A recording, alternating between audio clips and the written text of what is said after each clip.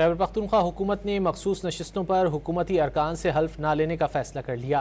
Speaker ने इजलास गैर मुअय्यना मुद्दत के लिए मुलतवी कर दिया है। मजीद जानेंगे डॉन न्यूज़ के नुमाइंदे अब्दुल हकीम मोहम्मद से। अब्दुल हकीम, बताइए मजीद क्या मालूम हो सका? हाँ जी बिल्कुल।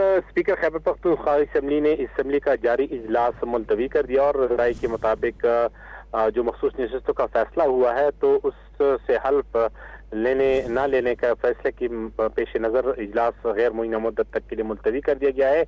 ज़रा के भी कहना है कि खैबर पख्तूनख्वा हुकूमत और स्पीकर ने कानूनी माहिरीन से मशावरत भी शुरू कर दी है ताकि अगर हल्फ नहीं लेते तो इसकी क्या कानूनी हैसियत होगी। जबकि दूसरी जानिब अपोजिशन ने भी इस गैर मुअय्यना मुद्दत के लिए इजलास मुलतवी करने पर सर जोड़ तोड़ कोशिशें शुरू कर दी है और आपस में मशावरत कर रहे हैं। ताहम अपोजिशन अरकान से बात होने के बाद ये मालूम हुआ कि अगर सूबाई हुकूमत और खैबर पख्तूनख्वा असम्बली का स्पीकर हल्फ लेने से इनकार करते हैं और इजलास नहीं बुलाते हैं तो उन्हें दोबारा सुप्रीम कोर्ट से रुजू करेंगे और तौहीन अदालत केस दायर करेंगे। जी बहुत शुक्रिया अब्दुल हकीम मोहम्मद इन तफसीलात के लिए।